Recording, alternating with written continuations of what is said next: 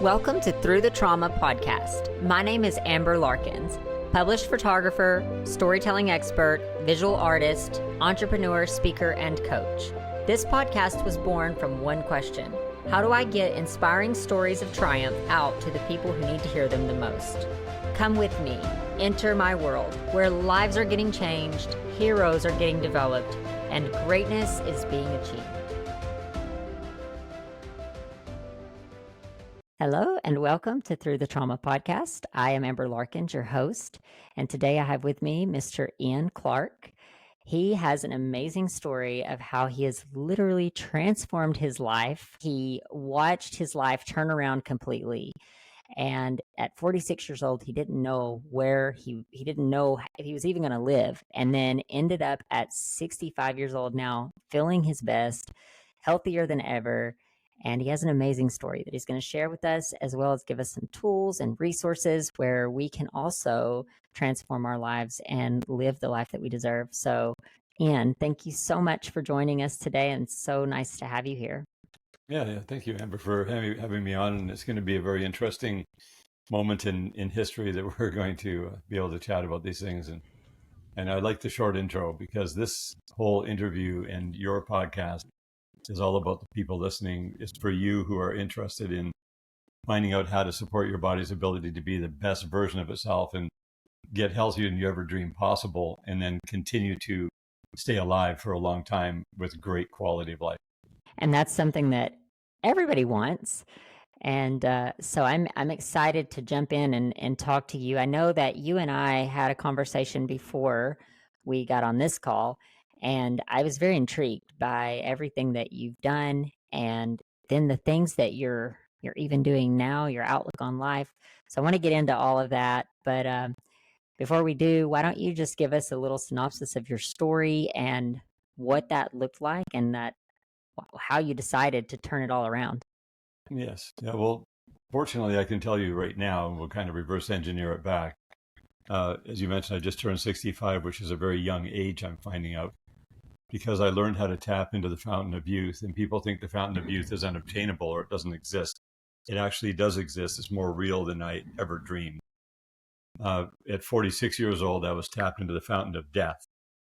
And that's real as well, because I saw the end of my life sitting around 49 years old. And I was wondering how on earth it got there, because I thought I would live at least 100 years, because that's, my mom lived till 5 months short of her 100th birthday. My grandmother lived to 103, but my two uncles on my mom's side died at 51 and 54, and I looked like one of them.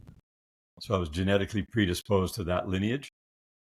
And I was facing ridiculous situations where I had three things happen within a few months of each other, where a tumor showed up at the bottom of my abdomen. I had heart disease symptoms, which were significant, with my heart stopping for 2 to 3 seconds at a time. And if I stood up too fast, I was seeing stars, which indicated blocked arteries. I had liver numbers that were so dangerously off the charts that when the technician hooked me up to the machine and got the numbers, he didn't even need a doctor. He just said, "You need to go to the hospital right now. You need to go and get in your vehicle and drive right to emergency." Because I walked in, I looked okay. I was kind of jaundiced, but anyway, I was like, I just told him, I said, "Your machine's broken." He goes, "No, it's not broken." I said, "Yeah, it's broken." And I just walked out, because at that time I was already started on a health path of supporting my body naturally to get out of the situation it was in. And when the tumor showed up, I knew nothing. I wasn't started doing anything. I was starting to die. And I was told that it had to be cut out, that you had to go and be surgically removed. And they wanted to check it, of course, for pathology to see if it was a malignant tumor or whatever. And it was growing quickly, and it was with every heartbeat. It was right at the bottom of my abdomen. Fortunately, it was in the most sensitive, most difficult place imaginable, all intertwined with my male reproductive organs, the urinary, all the nerves and blood vessels in the reproductive area of a male. And it was not attached to the prostate, but it was attached to the colon. And it was growing. It grew out pretty large. And I was like, I couldn't imagine a scalpel under general anesthetic going into that part of my body and possibly nicking nerves and causing me more problems. I looked it up, and surgeries in those areas are very problematic. So I opted out. And my brother, who was a medical doctor for 30 years in North Bay, Ontario, he was a general practitioner, not a specialist, but he had some specialists working with him in his clinic, and they had a couple thousand patients had gone through. And he told me that it was all genetic predisposition, that I was just dealt a hand of cards, that was the way it is. I look like Uncle Don. He died at 51 of cancer. He did everything the doctors told him and died promptly. My uncle Bob, who was 54 when he died, he got diagnosed a year before his death. He did everything the doctors told him, and he died right on time. And I thought, that's really messed up. And that's 1978. And you're telling me that it's just genetic predisposition. It's nothing that I'm doing, because I'm basically was mainstream. I didn't drink alcohol, didn't smoke cigarettes, didn't do drugs. I was a family man, still am. And, it was a situation where, like, why? And I kept asking everybody why. Well, I don't know. It's just statistics. Guys your age, this happens to. A lot of guys die in their 40s. And if you don't take action now, you're going to be dead really quick. And if you take action, there's no guarantees. But based on the prognosis at that time, it was about 36 months in 2004. So I thought, okay, well, if I've got 36 months, that's a bit of a runway to be able to search around the world and possibly find people who can naturally fix these problems. Because I woke up one morning in the midst of all this trauma, and it was very traumatic, for sure. And it was like overwhelmingly traumatic. And I'd also just gone bankrupt financially because I'd screwed up a business deal where I'd signed a document with the company on royalties for 2 inventions that I'd invested in. And the company they put it under, it went bankrupt. It was nothing to do with me. But that put me into a situation where they couldn't pay me royalties. And those royalties were servicing the debts that I had created to do all the work. So that put me into bankruptcy in 2004. So it just, everything possible that could go wrong went wrong. And I didn't have anywhere left to go but up. So I thought, well, if I go to the doctors and I'm going to live 3 years and die, or die within a year if I don't take their treatment, I can't stand that attitude. There have to be people on the earth who have knowledge and have the top level knowledge on what I need to do. I'm obviously doing something wrong because it just has to be that. But I'm being told, no, it's genetic predisposition. Stop blaming yourself. And I've said, I'm not blaming myself. I'm not blaming anybody else. I've stopped all that. I'm taking responsibility because it's my body and I'm the one going to get the check mark on my deceased note. The doctor is not only going to make the check mark, I'm going to get it on my tombstone or whatever. So there have to be people. And the problem at that point was that I didn't know who they were, where they were, or even how to start to find them. So I pled in a prayer and asked for help to be led. If I could be led to the people who have this knowledge, then I would put away all my prejudices, because I think we all have prejudices without knowing how much we are loaded with programming. And I happen to be super programmed, I found out afterwards. And just let it go. If I was introduced to somebody and led to somebody, I would listen and do whatever it took to do whatever I needed to do. And if I had to suffer, so be it. If I had to have fun, so be it. If I had to spend money, which I didn't have, so be it. Time, energy, all that stuff, I was wide open because I had nothing left to lose. And it was like, the only thing to go is up. Can't be any worse. And fortunately, it turned out that just slowly but surely, I started to do some research, and I was led in different directions through the very strange synchronicities. That one at a time, I was just like, it was like the first rung of the ladder. Okay, now you got to do this. Clean up your diet. You got to think about hydration. You got to learn about stress. You have to learn about getting better sleep. You have to stop eating any fast foods, right? You have to go away from all the genetically modified organisms. It was just this process of the kindergarten basics of how to live a healthy lifestyle. And I was gung-ho and game to do whatever. And it was a pretty radical change. The first 4.5 years, crazy enough, I was a raw food vegan. I stopped all meat. I stopped all, I can't stand titles, by the way. I don't have any titles right now. But that was the main title that was on my head there for a little while. And it was okay, because it got me away from the super poisons. And my body went down to like a skeleton. Everybody thought for sure I was going to die then. But I started out way overweight. I was a very overweight, obese, awful looking thing. And and I was not happy about that. But then I went down to the skinny little stick walking around, and everybody was quite certain that I was on the wrong track. Who were looking at it from an outside view, the people who were instructing me were very happy with that. And then slowly, I started to learn more truth and more information, and it got simpler. And then I got rid of all the titles. And, because we all like titles, because I found out that I was very entitled without even knowing about it. It was weird, because I had to find all these things about myself introspectively that I didn't like. It was like, whoa, what was that? What was that? And creating my own trauma. Meanwhile, I was in a program where I thought if I could find other people to take responsibility for my problems, then that would make me feel better. It would make me feel like I wasn't as dumb as I actually was. And it was sort of that whole humbling thing that you go through where everything just crashes down and every paradigm gets shattered until you finally realize that there is light at the end of the tunnel and it's not a train. And you come out of that. So that took 7 years, from 2004 to 2011, to get rid of all, like the tumor dissolved completely out of my body. It grew large, and then it shrunk a bit, and it was hard, and then it stopped throbbing for a few years, and then I took some silver dihydrogen citrate, which is not even available to consume in the market. I got it from a company that sells a surface cleaner. It was pretty radical. And I took it. It's non-toxic. It can't hurt you. But within 2 weeks, the tumor went from a hardened, kind of a dormant state up into like a size of almost a football inside my body.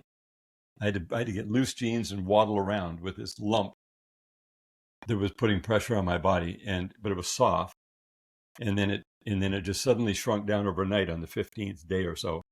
And then it went down back to the hardened state. And then a year later, it just slowly dissolved out of my body. I just noticed. Was that scary? The fear thing didn't work on me. I was so scared at the start, where you're freaking out and people think, you got cancer. I never had cancer. The tumor was based on, I found out I had massive fungal infections, like really deep level rooted fungal infections in my body. I had yeast overgrowth. I had chemical overload. I had bacterial overloads. I had major heavy metal poisoning. I'd worked in the oil field for 17 years, and I was in the field itself because I was a crazy 18-year-old who hitchhiked out west. I was supposed to go to university like my older brothers and sisters. But I hitchhiked out west in the summer of 76, fell in love with this high-speed, extremely challenging environment in the oil field, working on these rigs on, oil and gas wells down to 15,000 feet deep. And it was just like rock and roll. And I loved it. And I thought, man, this is the life, not knowing I'm getting super poisoned the whole time because you're just exposed to all this stuff. Chemicals and lead. Lead was a big one. I was like literally full of lead. I should have been dead. Learned all about detoxing that stuff out. It all came out very unceremoniously. It was a huge suffering process at different times because I was that close to death. You bring about an interesting point, though, that you're aware of this toxicity that's in your body, but it's unfortunate because we live in a very toxic world, and how many other people are walking around like ticking time bombs almost because we have all of these toxins inside of our body, from the air we breathe to the food we eat to the things we consume to the things we put on our bodies. We live in a very toxic world. Very much. Yeah, the environment is toxic. I like your term ticking time bomb. That's a very good descriptive thing because I was on a timeline. I'm on a timeline now, but my timeline is way out in the future. But the timeline when you're that close is like every day matters. So you can take the approach that, you're going to be dead in a year. But if you take all these barbaric treatments where we open your body up and cut all this garbage out of it and give you all these treatments, these barbaric treatments, you're going to, you'll have 36 months to live at least. At least you'll have 36 months more with your children. Won't it be great? Meanwhile, you'll suffer the entire time. So I a totally different approach. I'm not going to be dead in 36 months. I have 36 months to live, and I'll use that 36 months to try to get it to 60 months. Like, I've wondered this as well, like how the doctors, they'll put you on these programs and they give you a timeline. How do they know that timeline? And people would argue, well, they know it because they've seen it time and time again, or they know how your body is going to respond to the things they're giving you. And regardless, they're giving you a timeline. So to me, I've always said, if cancer runs in my family, and I've often said that if I ever get cancer, I would rather live out the rest of my life not being sick. But you have cancer drugs that make people sick. You feel like crap for the amount of time that you're on them. So to opt into doing that, and I do think it revolves around fear. So many people are scared because the doctor says, well, if you take this, you'll live, a year later, or maybe a couple months past what you're already going to live anyway. But then we hear stories like yours, or I've heard multiple stories because I've researched this a lot, but story after story after story of people literally transforming the way that they do things with their body, the way they're exposed to certain toxins, and literally transforming to become healthier. I first heard of this. My ex-husband, his father had heart disease, and they told him, you have to have this surgery or you're going to die. And he said, no, I'm not having the surgery. And they said, well, then at least take this medicine or you will die. And he said, okay. So he takes the medicine, loses it, I think the next day, couldn't find it. So quits taking the medicine and literally transformed his diet, his exercise, like all the things he was doing in his life. He transformed that. And I believe he's in his 80s now. It's crazy. So story after story. So there's got to be some logistical truth to this, So I'm curious, like, we hear these stories. I'm hearing you talk about this transformation, making that decision and not having fear, making it out of saying, I'm not going to let fear rule me. This must have definitely been a process. Can you take us through what that process was like once you made the decision and then you started doing these things? Talk to us a little bit about that process. What was that like? There were some difficulties for sure because I didn't know that I was addicted to certain things in the food realm. So I'll just take an example, fast food. So I used to really like going to Wendy's. I don't know if you guys have Wendy's down there. Mm-hmm. Wendy's up here, and I would go and I had a very specific thing. I would always get the same thing, like number 4 with supersize or whatever, like the bacon cheeseburger. and the Frosty. Yeah, and the supersized Coke and just the worst possible things you could ever eat. And the thing that it did, it made me happy when I ate it. It made me like, it was really good. So then, and that's why I was doing it. I wasn't doing it because I was a bad person. I did it because it made me feel good. The effect of that was killing me. And so once I realized that was one major problem, I said, that's it. I am not going to go to Wendy's again. And around 11:30 every morning, because I would usually start getting hungry around that time, and then I would go and get my lunch at Wendy's. I thought, yeah, I'm not going. And every minute that went by, once I started getting hungry, my stomach started turning into a ravening wolf. It felt like something eating me from the inside out. And I started getting a pounding headache. And I went, oh, no, I can't. Maybe I'll do it tomorrow because I have to work. I had to work. And I was working for this company that had actually put me into bankruptcy because the company who purchased that company for 23 cents on the dollar kept me on as an exec. So I had to stay on track. So over to Wendy's, eat it, totally relieved my symptoms. My headache went away. My gut was happy. I was like, oh, that's terrible. And that went on for a few weeks. I didn't just do it the one day. I couldn't resist. And so I realized that, wow, I've never tried to stop this before. I can't believe it. This is actually an addiction. Wow. So what I did is I sat my body down that night, the last time I went to Wendy's, and I've never been back since. I sat myself down and I said, Ian, your body, which is 1/3 of you, is the boss. Obvious. And I said to myself, to my body, I said, you are totally fired. You are fired. You are dismissed. You're like a temperamental, spoiled, rotten little brat. and I'm done with you. Do you want to get into a fight? You want to get into a fight? I'm into it. Let's have a scrap. Tomorrow, you do whatever you want. If you want to have a temper tantrum and have my gut on fire and have a pounding headache, bring it on. I was literally at that point, I was so upset. And the next day came and it came on real hard. It was like, yeah, that went on for a minimum 3 weeks. I didn't keep track of the exact time, but it was around 3 weeks. And every day it would happen the same way. It was terrible. And I'm like, is that all you can do? Is that all you got? I'm way stronger than you. I'm way tougher than you. You think you're tough? Yeah, try again. And eventually during the day, it would go away, but then it kept coming back. And then one day it just stopped. It literally stopped. I never had another thing like that ever happen again. And I broke the addiction. And that's where I realized that my body cannot control my mind. My body was definitely controlling my thinking. It was controlling my feeling. And it was controlling my behavior. And it was killing itself. My body was killing itself. And it's not allowed because my body's the interface between my being, my soul, who I am, and this world that we live in, where I'm supposed to be here in top level service. So that was it. That was a first transition. Then when I got into the detoxification side, I went through incredible detoxes. And I don't think most people would never go through that because they weren't as toxic as I was.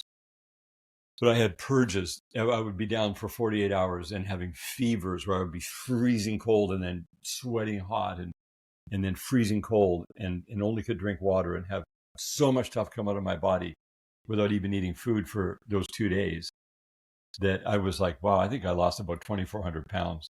And the whole thing, my body weight dropped 90 pounds, but my body lost hundreds and hundreds of pounds of this stuff.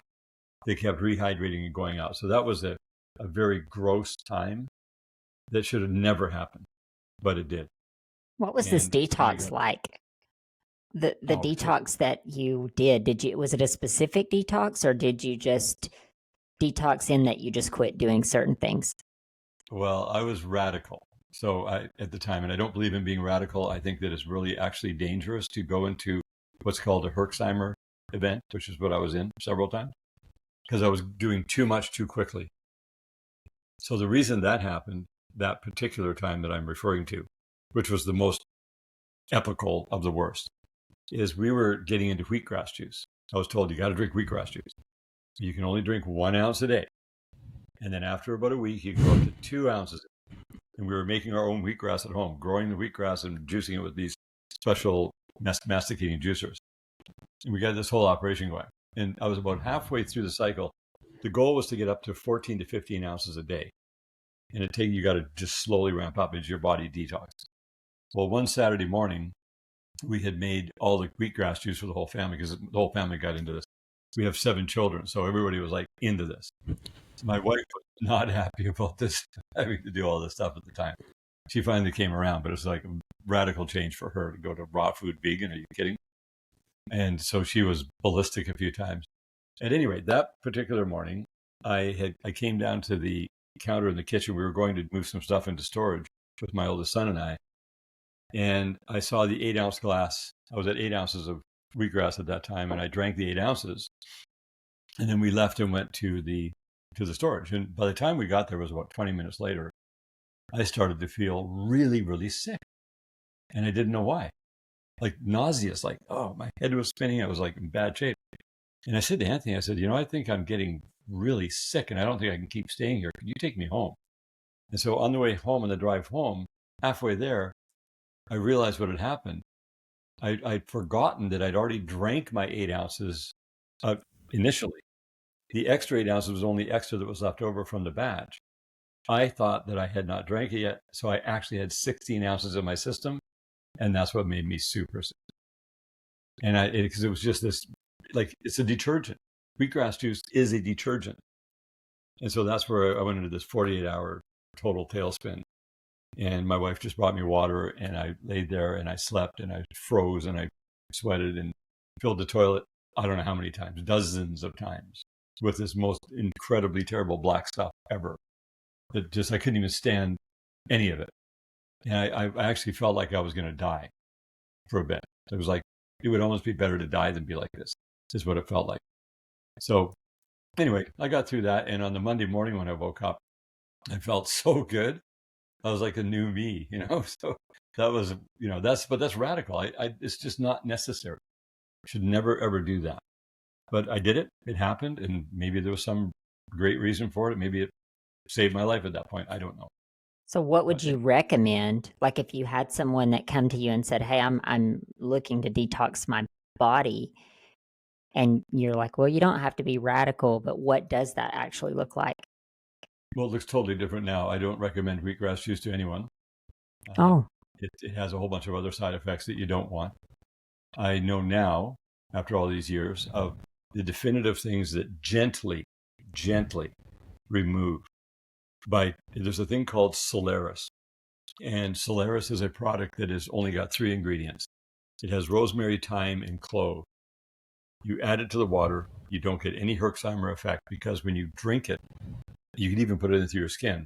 But when you drink it, it connects with the heavy metals, the fungus, and the various different microbial things that make people sick.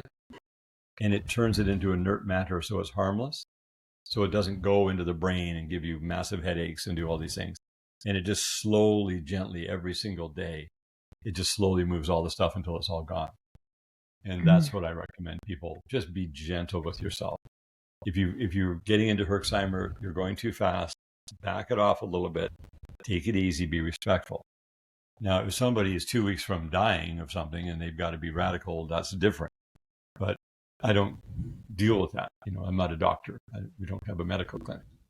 You work with herbs and natural medicinal things to help get your body back on track to be able to fight off. The body is an amazing thing, by the way. Like it's amazing the more you learn about how putting certain things into the body actually counteracts some of the toxins that we're exposed to. It's really an amazing thing. But you know all of the ins and outs of healing the body because you've done it yourself, right? Yeah, well, it got easier and easier. The more time that went on, the more I learned, the simpler it became and the more definitive and the more effective.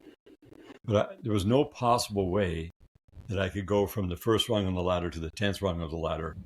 I had to go one rung at a time. By the time I got up to the 10th rung, I looked back and went, okay, so if I could go back to myself in 2004 today, I would be able to completely transform my body within 6 months to a year maximum for a very tiny amount of money, time, and energy and effort because of what I know now.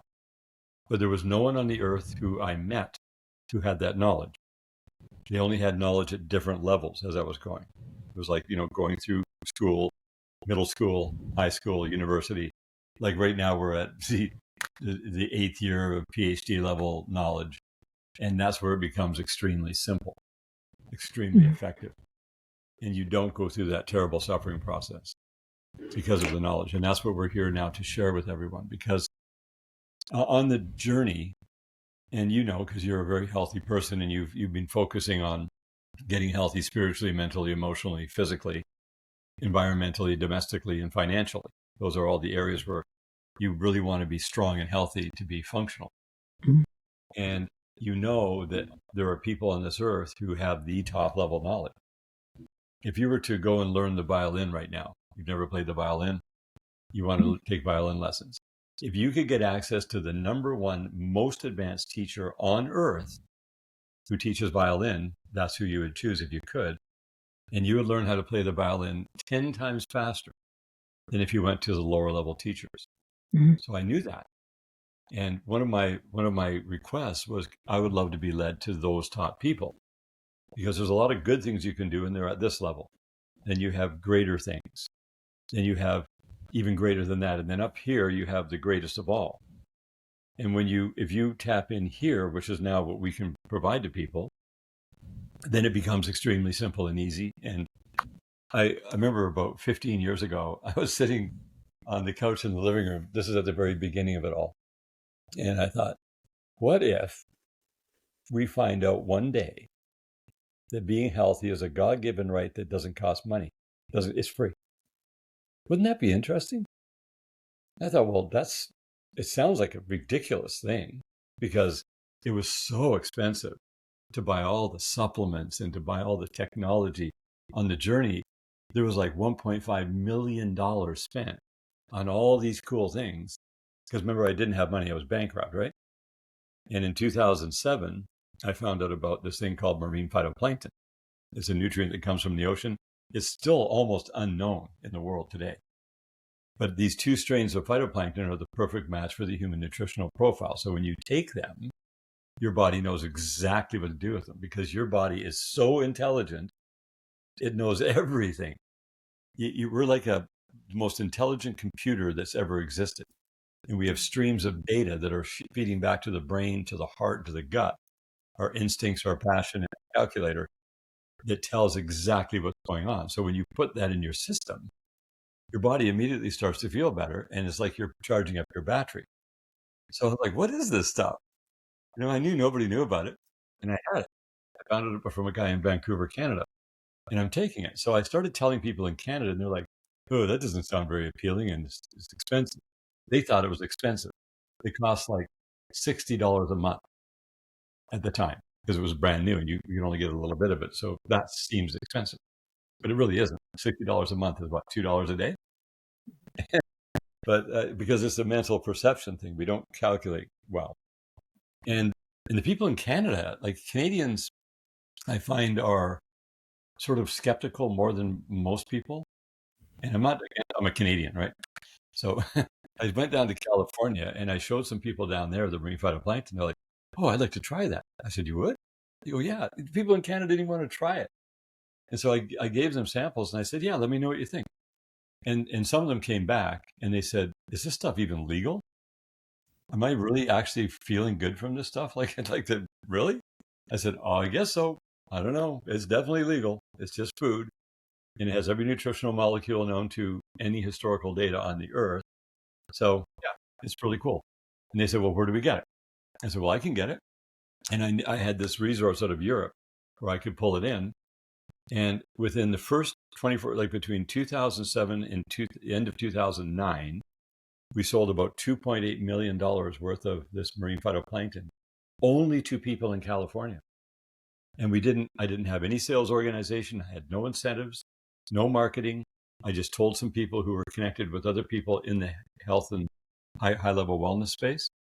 And they told their friends and they were buying it from them. So they were buying it from us for $20 and selling it for $60. So they had big margins to work with and people loved it. And so we got about $800,000 of that money, of that 2.8 million, into a bank account in a fairly short period of time. And we lived a lifestyle that didn't require a whole lot of money because we learned to live within our means. I was never wealthy. And then all of a sudden we had all this money. So I thought, well, what do I do with the money? I'm not going to go spend it. We're going to put it into research. Because if we found out about this, what else is there? There must be other things. And it turned out that other things added on. And then we opened up a little website where we started selling direct to people. Instead of going traditional, where you go to a distributor and say, hey, I got this health product, natural health product, and they take it to a reseller or a health food store and sell it. And there's this big buffer between we, the producer, and the person who's consuming it. And you don't get to hear from them. But when we sold directly to people who are using it, we got immediate feedback. And we're getting all these testimonials about how great they're feeling and they're raving about it. And that just went word of mouth. So when we set up the website, then we went into we were doing 10 million a year in sales. And we took it really seriously. We set up a company. We got registered with Health Canada. We got, GMP certifications, certified organic. We built a 70,000 square foot factory that we use 55,000 square feet today to produce. I made sure we produce all of our own stuff to make sure the quality was consistent. And that's the whole key, is to never let yourself grow beyond the ability to retain quality. And now we have 15 products that are very specific. But the most important thing is not the products. The products are essential, but it's the knowledge of why. Why are you going to do certain things? And the cost just kept going down and down and down and down and down to stay healthy and then to get very, very healthy today. So for example, my grocery bill is 25% of what it was even just a few years ago. because once your body is satiated, it has everything it wants. It just doesn't get hungry. I don't lose weight. I don't gain weight. I have massive amount of sustainable energy. I sleep like a rock. I have perfect digestion. My whole cardiovascular system is like a 25-year-old. All my organs are cleaned out completely and working like a young man. My whole structure, like all your connective tissue, your muscle systems, cartilage and joints that were damaged heavily from working in the oil field, all of those have been completely repaired. I found out how to mechanically repair, like where you yourself mechanically, physically repair your body. And it doesn't cost any money. It takes time and energy and courage. And I didn't have much courage any more than anybody else would. But as I did these things, it was like putting courage into my bank account. And my bank account got courage, which I earned. And I would use that courage to keep going. And now today, I'm sitting in a body that I had no clue could possibly be this high functioning. And everything from endocrine system to brain function, respiratory has been a really huge upgrade as well. My lungs were so compromised because I breathed so much pollution working in the oil field. And then I'm subjected to the same pollution you are, just driving around in a car, from tire dust, brake dust. They cremate all the bodies now. So cremated bodies are off-gassing all this terrible particulate matter into the environment we're in. So all these invisible nanoparticles that we can't see, taste, or smell are being breathed at 4 million liters a year. The average adult breathes 4 million liters, 4 million quarts per year of air that has all these incredibly large amount of contaminants that are invisible, but they're real, because tires wear out 10 billion pounds a year of rubber dust, cotton, epoxies, resins, metals, chemicals. It's all in the atmosphere a mile and a half above all the highways, and we're breathing. So that accumulates until you're dead. That's what kills people. You get congested. You get, eventually people say you die of old age. That's not old age. You died because you breathed hundreds of millions of liters of air and your body just got behind more and more and more, and you couldn't filter it out. And your blood system is totally contaminated. And I found out how to produce clean blood, not just clean the blood. You can't clean the blood fast enough. You have to produce clean blood. That clean blood then goes in and cleans out your liver, cleans out your kidneys, makes those filters function at their highest level. It pushes all the stuff out of your lungs. I went through detoxes where for a month at a time, I would cough up this white glue that had no taste, had no color. It was thick like glue, and it would get stuck in my bronchioles. I'd have to leave the room, it was like an exercise program. I'd have to cough so much to get this stuff to get out of my bronchioles up into my throat to spit it out, that it was an exercise program. It was that much. And the reason my body did that is because it was pushing it all out, because it had all come in. And your lungs, for example, have 260 square kilometers, which is 100 square miles of surface area. They're not balloons that fill up. They're a flesh matrix that has 100 square miles of surface area that instantaneously transfers the oxygen from the air and all the contaminants into your bloodstream instantly. And you only have 5 liters of blood in your whole body, 5 quarts. That's it. And so therefore, if you're counting on your liver and your kidneys and some detox program to keep your blood clean, you're dreaming. So how do you do this as far as cleaning the blood? Is this a supplement? What I've learned, and this is all scientific, this is the highest level scientific knowledge, is all mathematically based.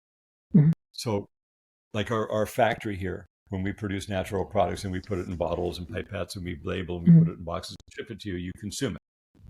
So our factory requires truckloads of trucks that show up, offload these pallets with all this raw material on them, because we take it from scratch, from raw material, and we produce these products. Well, the moments the trucks stop, we're out of production. Your body is exactly the same thing.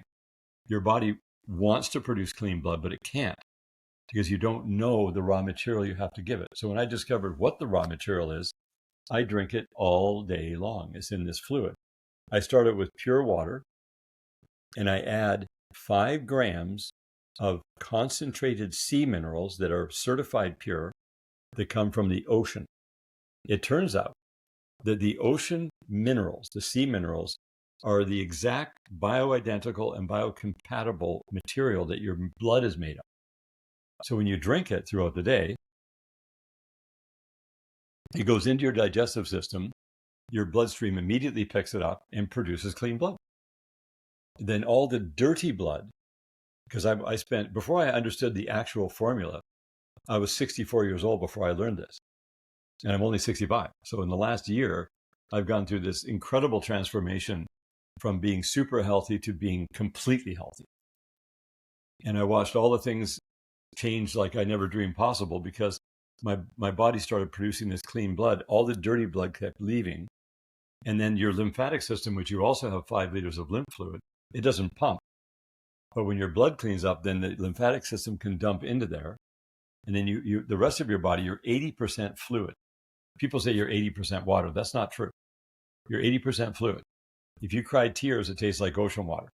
If you taste sweat and it drips off your forehead into your mouth when you're working out, it tastes like ocean water.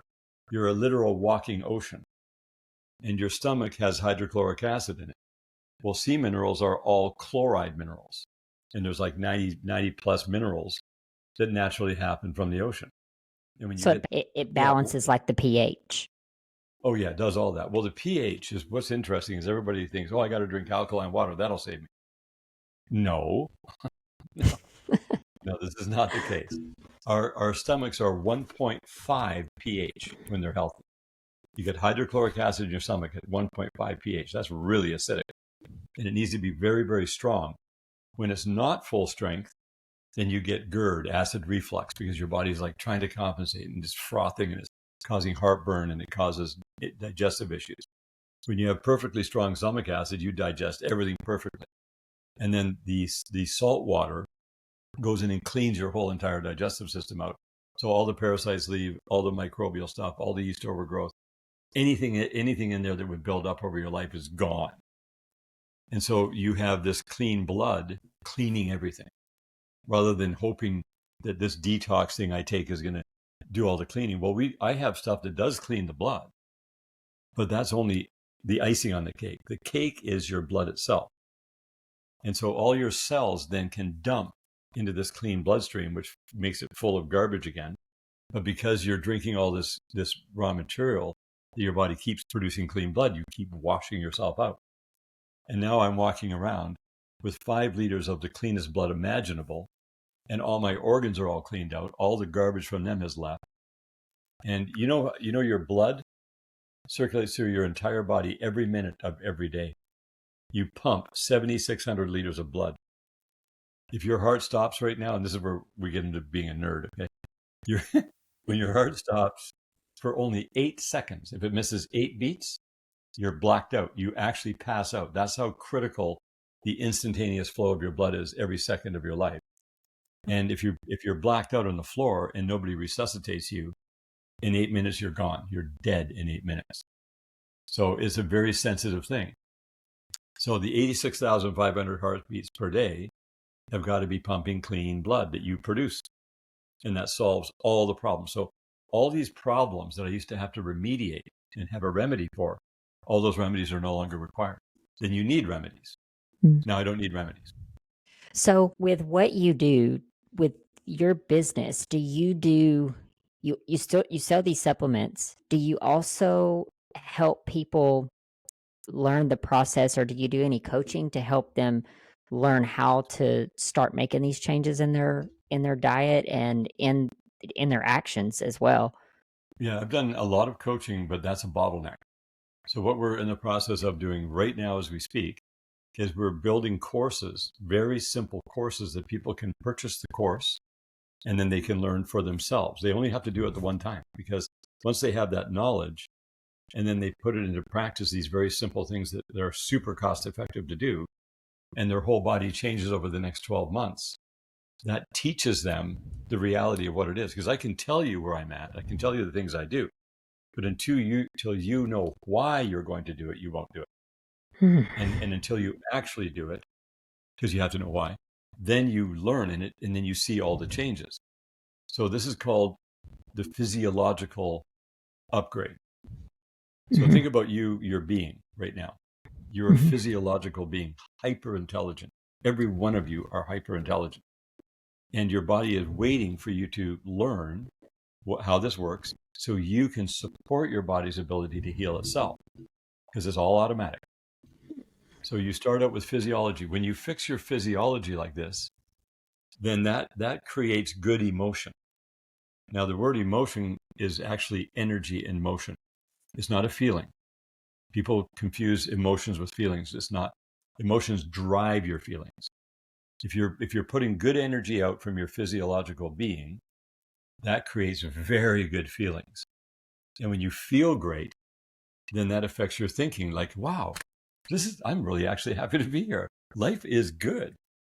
I am so thankful to be in this age where we have this information and no one else around us has it yet. And it's our job to get it to them.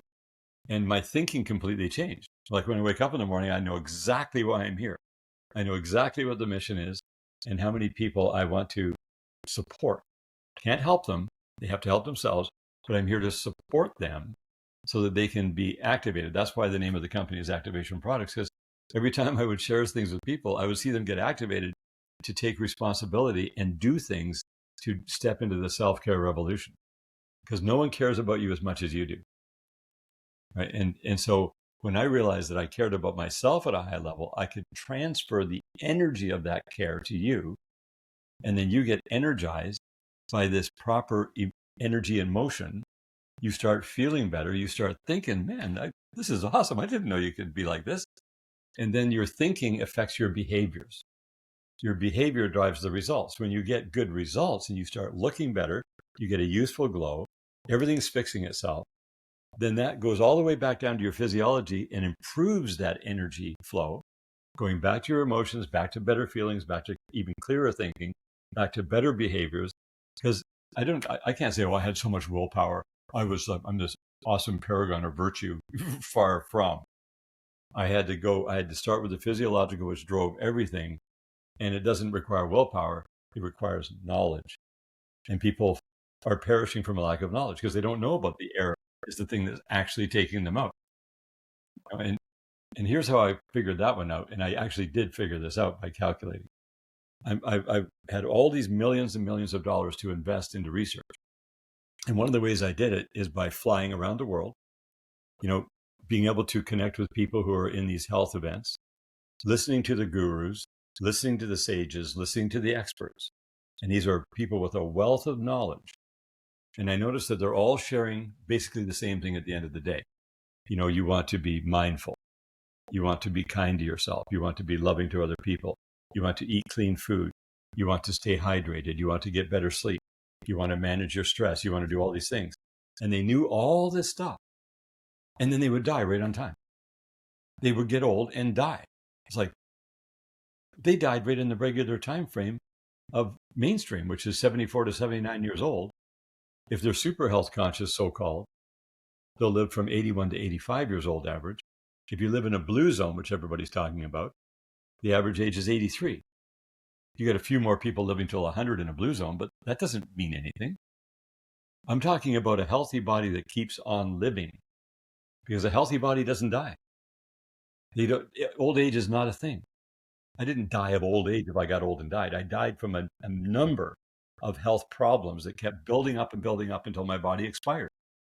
So when you find out and you get the keys on keeping your body between a 25 to a 35-year-old biological health, 25 to 35-year-old structural health, so you're flexible, mobile, agile, strong, and you got endurance physically, your body just keeps on living. It's not about, oh, I'm 65. It's like, who cares?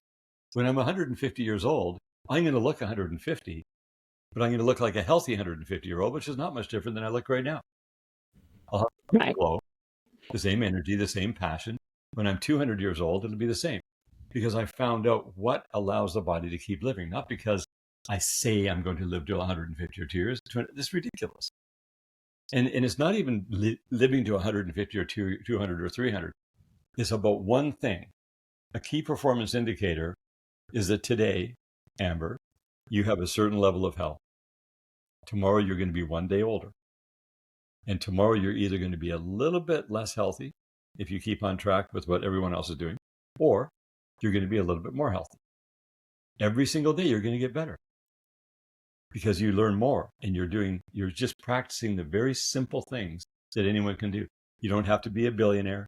You don't have to have 50 doctors. You don't have to eat 100 pills a day. You don't have to make some glop that you got to eat. You're living a very, very balanced, healthy lifestyle that we're having fun. You're feeling great and you're feeling better every single day. When you feel better every day and you get stronger, more, better respiratory, better brain function, better endocrine, better hormone, better circulatory, better respiratory, better digestion, more active, you're on the right track. And that's what we have. We have the actual knowledge on how to do this. It doesn't matter if no one else knows. It took all this process, and literally I have invested over $90 million into research without taking the money and spending it on fancy this and fancy that. Because that whole lifestyle is weird. Like the more stuff you have, the more bandwidth that gets taken up here, and the more unhealthy it is. You only need to have the highly functional things that are safe. You need to have a house that's safe to live in, vehicles that are safe to drive. You have to be able to get some space to relax and de-stress yourself, and some me time for you. Right? And then you're in the flow. Then you get out there and you're living your life to the fullest. Everyone around you is inspired and they're feeling great. And they go, whatever you're doing, it looks pretty good. Let's keep doing that. And what you're saying is profound. I definitely agree. You said something earlier when we first started talking that people have to, I don't remember the exact terms you used, but basically saying that they have to first make the decision to take this path. And it's not always an easy path, although I have meditated on this, and I actually was just thinking about it this morning, how the idea of energy, and you brought this up about energy, and it's like almost like once you put something in motion, you can then start to gain traction and momentum in doing that. So I believe it starts really with a decision. I'm going to make a decision to make a change in my life. And sometimes that is, I don't want to say we're forced into it, but sometimes we are forced into it by our health deteriorating, like in your case, doctors saying you're going to die. Sometimes it's just a push to want to be healthier. But when you make the decision to say, I'm going to stop going down this path and I'm going to turn and go down a different path, then gaining the knowledge of what you're teaching, the knowledge that's out there to everybody. And I truly feel it's almost like going back to the basics a little bit, like just do the basic things that has been healthy for years. Like as humans, we try to complicate things. And I think with big marketing and big pharma and all these different areas try to complicate things to try to get us to spend more money with them, of course. But at the end of the day, it's like once we get in this direction, we start gaining momentum and it becomes harder and harder then to turn from that. So I have in my own personal life, when I started, I went through it was not a health crisis, but I was always really skinny. I hated my body, and people, laugh and say, "Oh, you're skinny. Why did you hate your body?" Well, because I got made fun of for being super skinny in school, and I was not happy with my body. So when I got in college, I started working out, and now I'm into my 40s, and I will tell you that working out is an integral part of my life. And I look back over those 20 plus years of working out, and I've literally, the amount of energy and momentum that I have in doing it, it's like I can't stop doing it now. And I think that what you're describing is, if people can first make the decision, gain the knowledge, do the things that it takes, you get to a point where it becomes a habit in your life. And you get to a point where it becomes much easier, to the point where you look back and you're like, I don't even think I could go back there if I tried. Right. It's a beautiful thing. Yeah, that's momentum for sure. And what I found, it just became easier and easier and easier. And, like if we can go back to the beginning to 2004 and tell myself what it was then, it would be so much better. But I'm so glad I went through that. I had to go through that to be able to get to that point. And to come to the realization that even after all the training from all these experts and gurus and sages, I realized that they didn't know the actual final thing, nor did I. And when I realized I didn't know, then I was like, wow, that's like a confession. I don't know, but I know the knowledge is there. I don't know where the knowledge is. I know it exists. So therefore, if I open up a space to allow that knowledge to come, maybe it will. I couldn't force it. I couldn't figure it out. I just knew that we didn't know and that the knowledge had to exist. And sure enough, it did. And so it just slowly came in. It started around 2017. It culminated in 2022. And then the application of that knowledge is what changed everything in the last year.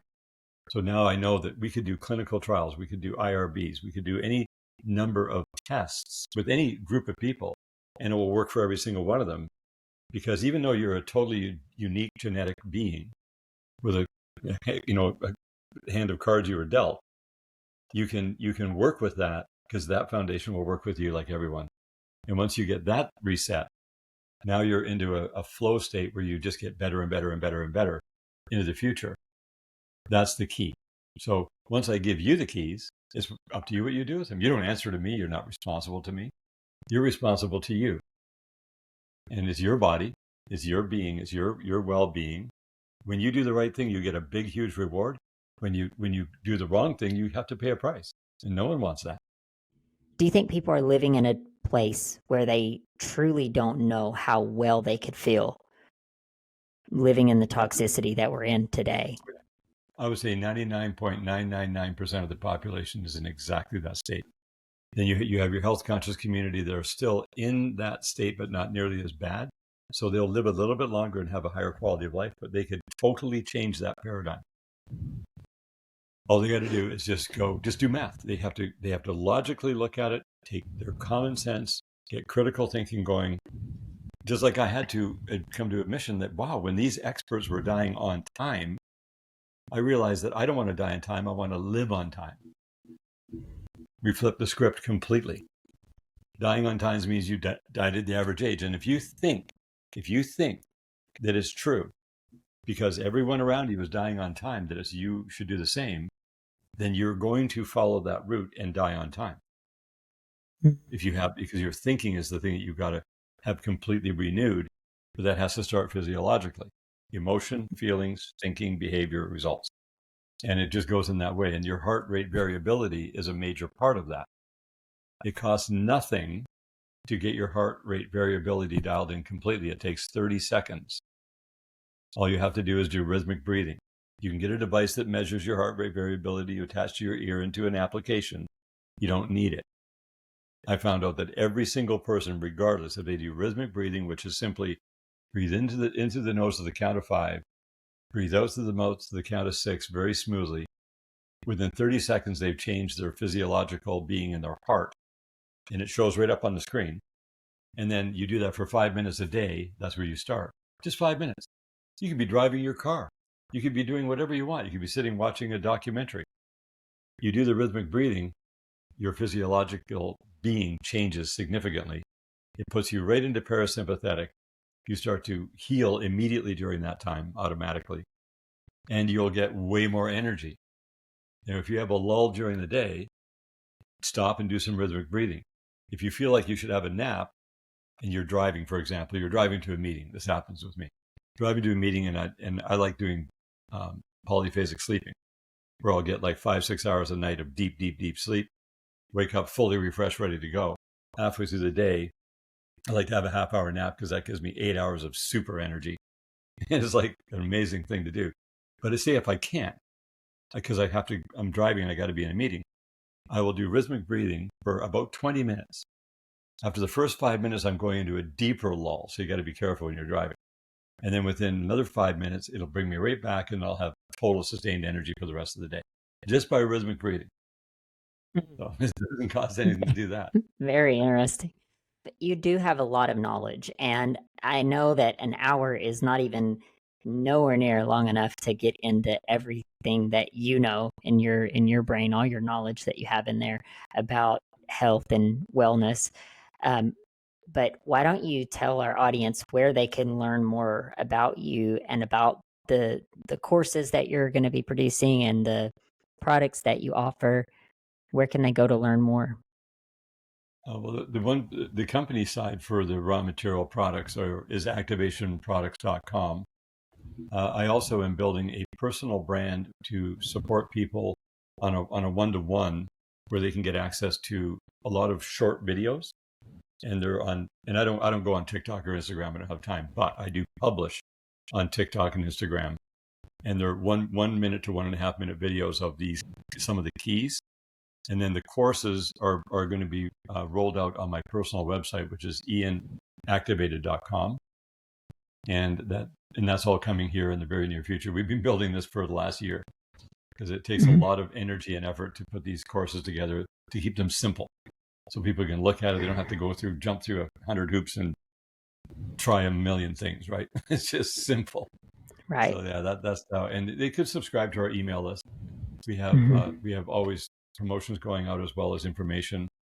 And I will, like for our email list, for example, I will send to our email list, which is about 200,000 people. I'm going to send them a link to this video that you and I have done so that they'll come to your podcast and take a look at it, because that helps people. Because I can tell your energy is very, very interested in this type of topic, and you've covered a lot of bases already in your life. So you're like a sponge, and so it helps to get the information out. And we'll get so it's that kind of thing that we do. Well, and I often tell people when they ask me about the podcast, I'm like, it's a passion project of mine that I truly feel, as you were describing your purpose, I feel like my purpose is truly it's almost like conduit, like a connection source. So when I got the vision for this podcast, it was to take people that truly needed help, that felt hopeless, because I've been in that place before in my life, and to connect them with people that they know they're not alone. So other people like-minded that possibly have the same type of stories. And then 2, specialist people that they can get help from. My heart is truly connecting people with the right resources. And I feel like you have a very valuable resource. I feel aligned with your vision, because I know the power that, 1, our bodies, at the rate our bodies can heal. 2, I also know the power of nutrients and the basic things that we have access to that can help us. But mainstream media, pharmaceutical companies, these different places will tell us, oh, you have to have this magic pill, or you have to have this, or you have to have that.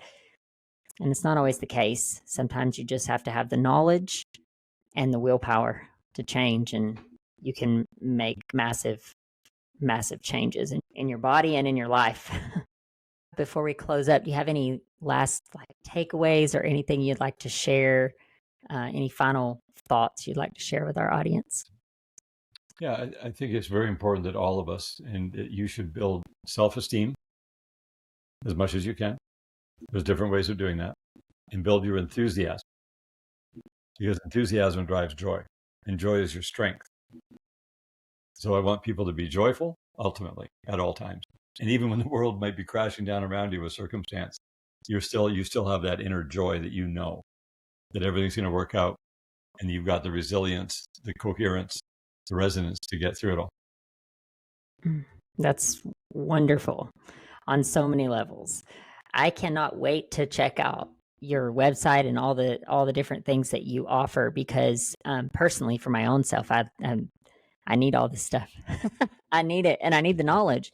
I need more of your knowledge. So I thank you so much for just spending the time with us today and educating us, and just telling us. I've definitely learned so many things, and I'm sure going back and listening to this again, I'll learn even more. So thank you so much for being with us today, Ian. Yeah, thank you for sharing your energy, and thank you everyone who's been watching. Thank you for listening to Through the Trauma podcast. If you have found value in this episode or believe in the mission behind what we are doing, please subscribe so that you never miss any future episodes. Also, be sure to check out our transformation project at transformationthroughtraumaproject.com, where we help inspirational stories get heard on a larger scale through multiple platforms. If you know someone who can benefit from this episode, please share it with them. Until next time.